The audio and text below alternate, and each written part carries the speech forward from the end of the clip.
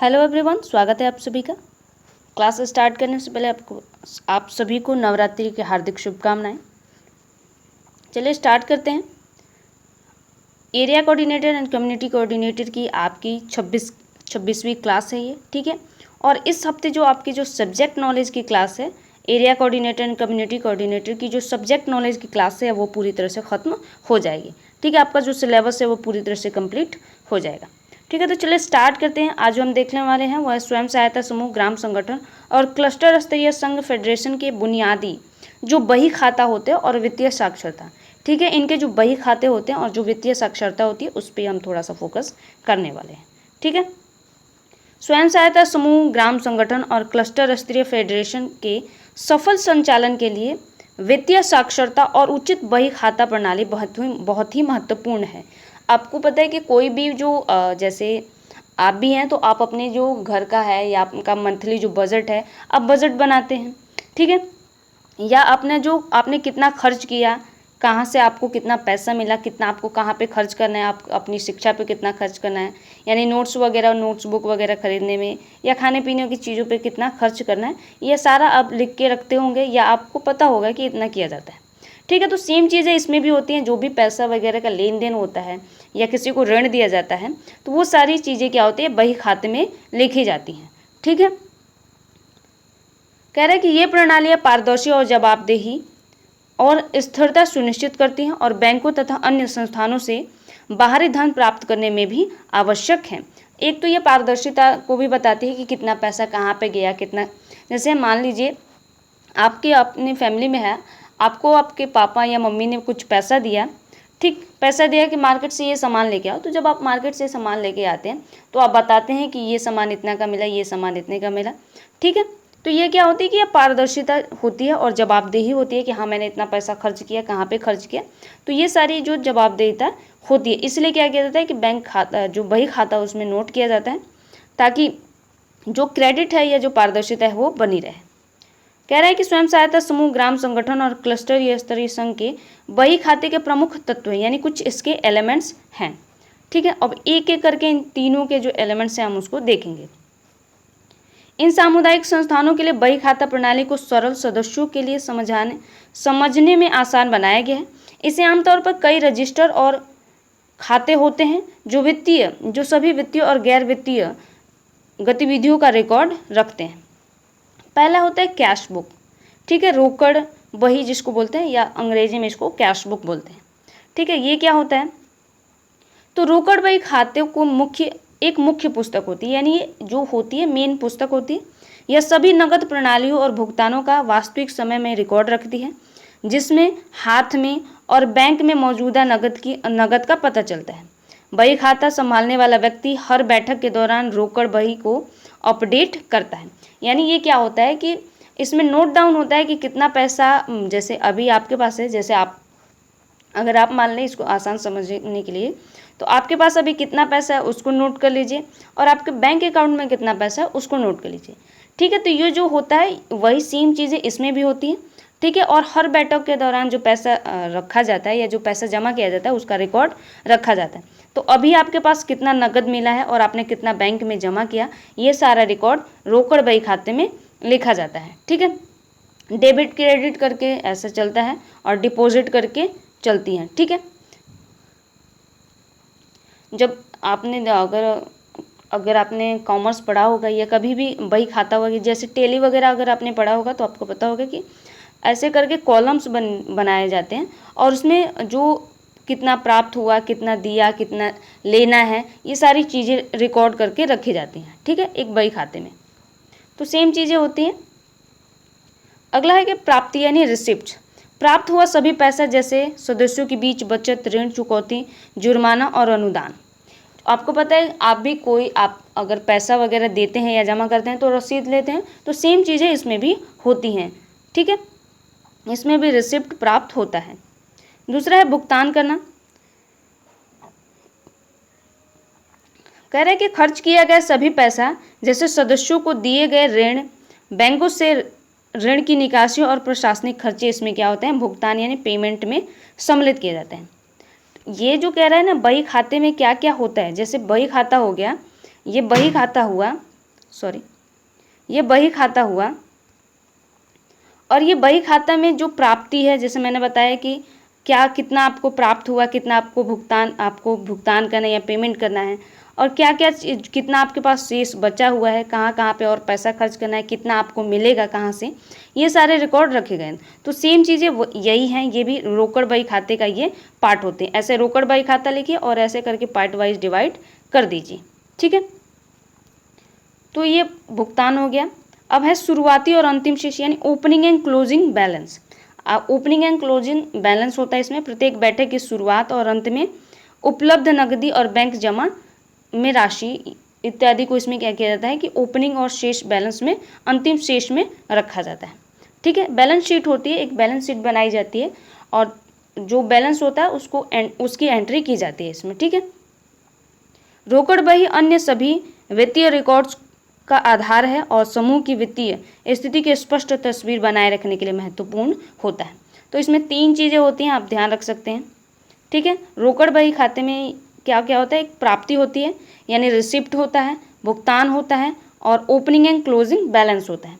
तो ये एक तरह की बैलेंस शीट होती है जिसमें कितना कहाँ से लेना है या कहाँ पे जमा करना है, ये सारी चीज़ों का रिकॉर्ड रखा जाता है, ठीक है।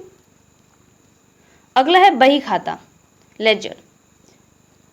बही खाता किसी विशिष्ट खाते के सभी लेन देनों का एक विस्तृत रिकॉर्ड रखता है। यहाँ पे ध्यान रखना है कि किसी विशिष्ट खाते का, एक विशिष्ट खाते का या किसी एक विशिष्ट खाते का जो सभी लेन देन का रिकॉर्ड रखता है। रोकड़ बही से प्राप्त जानकारी का उपयोग विभिन्न खाता बहियों को अपडेट करने के लिए किया जाता है। यानी जो रोकड़ बही खाता से अपडेट जो मिलता है, जैसे कहाँ से पेमेंट मिला, कहाँ पे पेमेंट करना है, कितना बैंक में जमा करना है, ओपनिंग बैलेंस कितना है और जो एंडिंग में या कहे कि लास्ट बैलेंस शीट जो है वो कितना है, तो वो सारों का, उन सारे जो डेटा का उसका उपयोग इसमें बही खाते में किया जाता है। ऋण खाता बही यानी लोन लेजर, यह खाता बही व्यक्तिगत सदस्यों को दिए गए सभी ऋणों का रिकॉर्ड रखता है। इसमें निम्नलिखित विवरण शामिल होते हैं, यानी किन किन व्यक्तियों ने लोन लिया है उनका रिकॉर्ड इसमें ऋण बही खाते में रखा जाता है। इसमें क्या क्या विवरण मिलता है, तो ऋण स्वीकृति की तिथि, यानी जो ऋण है किस दिन स्वीकृत हुई, वो ऋण देने का उद्देश्य क्या है, यानी किसी सदस्य ने अगर ऋण लिया है तो उसका पर्पस क्या है। अगला कह रहा है कि ऋण की राशि, यानी कितनी राशि उसको दी गई, ये भी सम्मिलित होता है, और कितने किस्तों में उसको चुकाना है, यानी वो पैसा जिसने ऋण लिया है उसको कितने किस्तों में चुकाना है, ये होता है। चुकौती की अनुसूची राशि होती है, यानी कितनी एक किस्त में कितना पैसा उसको चुकाना है, ये राशि भी होती है। और बकाया और शेष होता है, जैसे मान लीजिए किसी को 6 महीने में ऋण चुकानी है और 3-4 महीने तक उसने चुकाया है, 3-4 महीने हो गया तो 3-4 महीने का कितना उसका भी पैसा बाकी है। तो ये सारी चीज़ें क्या होती हैं, इसमें सम्मिलित होती हैं। तो आपको ध्यान रखना है कि बही खाता जो होता है, ऋण बही खाता में क्या क्या विवरण सम्मिलित होते हैं, तो ये सारे विवरणों को आप ध्यान में रखना होगा, ठीक है। ये इम्पॉर्टेंट है और इसको ध्यान में जरूर रखिएगा। आप अपनी कॉपी में नोट भी कर लीजिएगा इसको। सामान्य बही खाता यानी लीजर, जो जनरल लेजर होता है, इसमें सामान्य बही खाता में अन्य सभी खातों का विस्तृत रिकॉर्ड रखा होता है, यानी जितने भी अन्य सारे खाते हैं उनका विस्तृत रिकॉर्ड रखा गया होता है। इसमें सदस्यों की बचत कितनी है, जुर्माना या दंड कितना लगाया गया है, समूह का कुल फंड कितना है, यानी समूह के पास कुल जो पैसा है वो कितना है, यह समूह के वित्तीय स्वास्थ्य और व्यापक अवलोकन प्रदान करता है। यानी जो सारी जानकारी होती है सामान्य बही खाते में होती है, ठीक है। तो इसको ध्यान रखना है कि किस खाते में सारी जानकारी या संपूर्ण जानकारी होती है। पूछ लेगा कि दंड जुर्माना जो है किस बही खाते में सम्मिलित किया जाता है, तो सामान्य बही खाते का हिस्सा होता है। या सदस्यों की बचत को किस बही खाते में जोड़ा जाता है या रखा जाता है, तो सामान्य बही खाते यानी जो जनरल लेजर होता है उसमें रखा जाता है। तो इस तरह के प्रश्न बनेंगे, तो आपको ध्यान रखना है, ठीक है। अगला है कि रजिस्टर होता है। इसमें रजिस्टर का उपयोग समूह की गैर वित्तीय और कुछ वित्तीय गतिविधियों का रिकॉर्ड रखने के लिए रखा जाता है। यानी रजिस्टर जो होता है कुछ गैर वित्तीय जो फंड्स वगैरह हैं या कुछ अन्य जो गतिविधियां हैं उसको उसमें नोट डाउन करने के लिए रखा गया होता है। जैसे इसमें क्या क्या होता है, बैठक रजिस्टर यानी मीटिंग रजिस्टर होता है। यह सबसे महत्वपूर्ण पुस्तकों में से एक है क्योंकि यह समूह के निर्णयों और गतिविधियों को दर्ज करते हैं और इसमें कुछ बातें सम्मिलित हैं, ठीक है। तो एक मीटिंग रजिस्टर होती है, उसमें क्या क्या चीज़ें सम्मिलित है इसको ध्यान रखना है आप।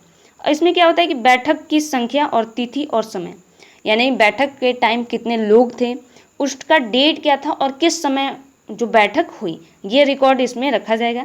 वहीं सदस्यों की उपस्थिति यानी कितने सदस्य उपस्थित हैं या कितने अनुपस्थित हैं उनका रिकॉर्ड रखा जाएगा। बैठक का एजेंडा क्या है यानी किस पर्पज से ये बैठक रखी गई है, ठीक है, वो नोट किया जाएगा। और अगला कह रहा है कि दिए गए निर्णय जैसे नए ऋणों को मंजूरी देना या खर्चों को स्वीकार करना आदि भी इसमें सम्मिलित की जाती हैं। वही बैठकों से संबंधित जो वित्तीय लेन देन, एकत्र की गई बचत और वितरित किए गए ऋण आदि भी सम्मिलित होते हैं। तो यहाँ पे ध्यान रखना है कि क्या क्या चीज़ें हैं, ठीक है। और अगला कह रहे हैं कि जवाबदेही सुनिश्चित करने के लिए बही खाता संभालने वाले और बैठक की अध्यक्षता करने वाले सदस्य के इस पे हस्ताक्षर भी होते हैं।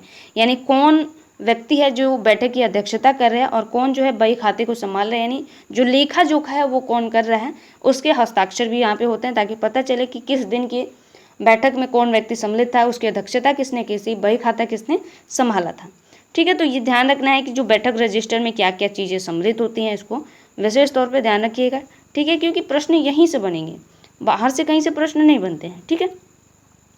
उपस्थिति सह बचत रजिस्टर यानी अटेंडेंस कम सेविंग रजिस्टर।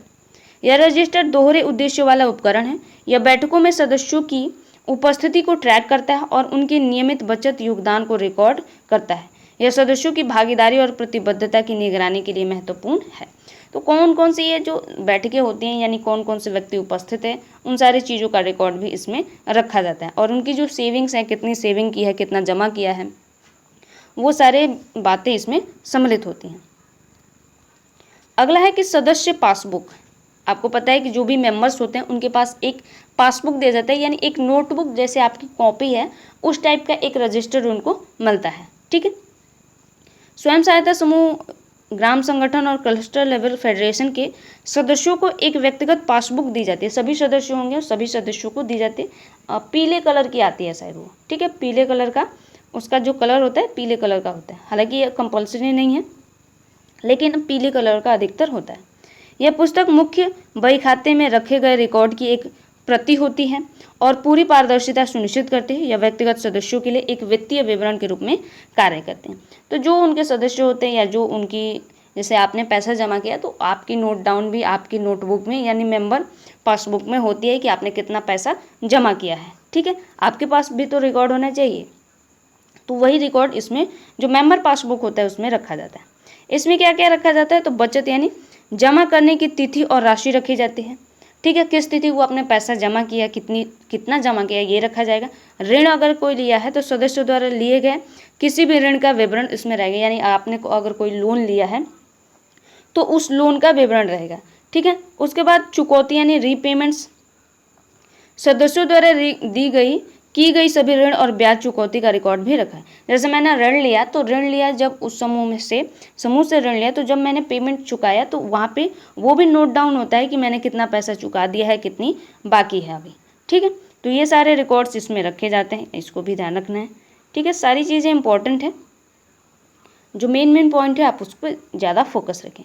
सदस्य पासबुक प्रत्येक व्यक्ति को सत्यापित करने की अनुमति देता है कि उनके व्यक्तिगत रिकॉर्ड समूह की पुस्तकों से मेल खाते हैं, जिससे प्रणाली में विश्वास और भरोसा बढ़े। जैसे आपने जो पैसा जमा किया है, आपके जो पासबुक है आपको मिला है या जो नोटबुक आपको मिला है उसमें जो विवरण दिया गया है और जो बही खाता है, जो सदस्य जो बही खाता लिखता है उसमें जो विवरण है वो दोनों में मेल खाना चाहिए। मान लीजिए आपने 500 रुपये जमा किया और सदस्य में 400 रुपये लिख दिया तो मेल नहीं खाएगा ना। तो इसलिए जो मेल खाना चाहिए यानी दोनों में रजिस्टर में सेम बातें होनी चाहिए कि आपने कितना जमा किया, आपने कितना निकाला, ये सारे रिकॉर्ड होने चाहिए। अगला है वित्तीय साक्षरता। स्वयं सहायता समूह, ग्राम संगठन और क्लस्टर लेवल फेडरेशन के सदस्यों के लिए वित्तीय साक्षरता उन्हें वित्त को प्रभावी ढंग से प्रबंधित करने के लिए सशक्त बनाने के लिए एक महत्वपूर्ण है। यह केवल रिकॉर्ड रखने से परे है और इसमें प्रमुख वित्तीय अवधारणाओं की समझ शामिल है। तो ये सिर्फ रिकॉर्ड वगैरह नहीं रखता है बल्कि एक वित्तीय साक्षरता को भी बढ़ावा देता है कि पैसे की सेविंग कैसे की जानी है, कैसे खर्च किया जाता है, क्या उसका रिकॉर्ड रखा जाता है, ताकि पता चले इन फ्यूचर कि हम एनालाइज करें तो पता चले कि हमने कितना पैसा खर्च किया है, कहाँ पे खर्च किया है। तो ये एक व्यवहारिक तौर पे भी काम करता है, ठीक है। वित्तीय साक्षरता के प्रमुख घटक क्या क्या हैं, तो बचत पहला है, नियमित बचत के महत्व को समझना और यह समूह को कोष में कैसे योगदान करती है। दूसरा है बचत, 2 बार हो गया यही, कोई बात नहीं। यहाँ पे दूसरा है ऋण। ऋण प्रक्रिया का ज्ञान, जिसमें ब्याज दरें, चुकौती और अनुसूची और समय पर चुकौती का महत्व शामिल होता है। ठीक है, तो ऋण का जो क्रेडिट्स है उसकी भी क्या क्या प्रक्रियाएं हैं, कैसे कैसे किया जाता है, यह सारी जानकारी भी महत्वपूर्ण है। बजटिंग और खर्चों का रिकॉर्ड रखना, यानी बजटिंग एंड एक्सपेंसेस ट्रैकिंग। सही वित्तीय निर्णय लेने के लिए घरेलू खर्चों की योजना बनाने और उनका रिकॉर्ड रखना सिखाता है। जैसे आप जब भी आप कुछ सामान या बजट खरीदने, तो आप बजट बनाते हैं कि हाँ मेरे बजट में आ जाए कि नहीं। आपको 10 सामान खरीदने हैं तो कितना कितना खर्च करेंगे पैसा कि सारे सामान आ जाएं। तो ये सारे जो वित्तीय प्रबंधन को सिखाता है। ठीक है, बैंक लिंकेज, समूह के लिए बैंक खाते खोलना और उन्हें संचालित करना तथा संस्थागत ऋण तक पहुंच बनाना आसान करना, ये भी इसका काम है। जोखिम का प्रबंधन करना, यानी रिस्क मैनेजमेंट। वित्तीय जोखिमों और बीमा के महत्व के बारे में जागरूक करना, ये भी इसका काम है। इसके साथ ही साथ लेखा परीक्षण और पारदर्शिता, यानी ऑडिट एंड ट्रांसपेरेंसी। समूह के वित्तीय स्वास्थ्य को सुनिश्चित करने और पारदर्शिता बनाए रखने के लिए नियमित आंतरिक और बाहरी लेखा परीक्षक के महत्व को समझाना भी ये काम करता है। ठीक है, तो ट्रांसपेरेंसी वगैरह या कैसे चीज़ों को रिकॉर्ड रखें ताकि मेंटेन रहे। इन बुनियादी बही खाते पुस्तकों को बनाए रखने और वित्तीय साक्षरता विकसित करने से सामुदायिक आधारित संगठन अपने फंड को प्रभावी ढंग से प्रबंधित कर सकते हैं, एक मजबूत क्रेडिट इतिहास बना सकते हैं और अंततः अपने सदस्यों को वित्तीय और सामाजिक सशक्तिकरण की दिशा में काम कर सकते हैं। ठीक है, तो ये आपकी क्लास यहाँ पे ख़त्म हो चुकी है और जितने भी इम्पोर्टेंट पॉइंट्स हैं इसमें ध्यान रखना है क्योंकि उन्हीं से प्रश्न बनेंगे। ठीक है, जितने भी इम्पोर्टेंट पॉइंट्स हैं उन्हीं से प्रश्न बनेंगे और उन पॉइंट्स को जो मेन की पॉइंट्स हैं उनको विशेष तौर पे ध्यान रखिएगा ताकि ऐसा ना हो कि आपका जो प्रश्न आए, कोई एग्ज़ाम में आपका प्रश्न आए और आपका पढ़ा हुआ होने के बावजूद भी वो छूट जाए। तो जब पढ़ा हुआ होने के बावजूद छूटता है तो बहुत तकलीफ़ होती है कि काश मैंने थोड़ा सा मेहनत कर लिया होता और तो वो सारी चीज़ें निकल जाती। ठीक है, तो जो इम्पोर्टेंट पॉइंट्स हैं उसको ध्यान रखिएगा और आज की क्लास आपको कैसी लगी कमेंट में ज़रूर बताइएगा। ठीक है, तो मिलते हैं अगले क्लास में, तब तक के लिए धन्यवाद।